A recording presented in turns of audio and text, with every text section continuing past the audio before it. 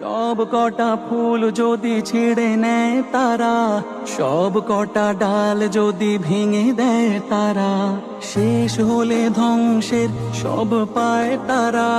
নিত্য সুফলা মাঠে জন্মাবে চারা, শাখা প্রশাখায় ভরে যাবে ফুল কলি, সুরভির সমাবেশে জড়ো হবে অলি। আবার নতুন করে ছড়াবে সুঘ্রাণ, আবারও নতুন সুরে সাজাবে সে গান। রুখা কি যাবে আর,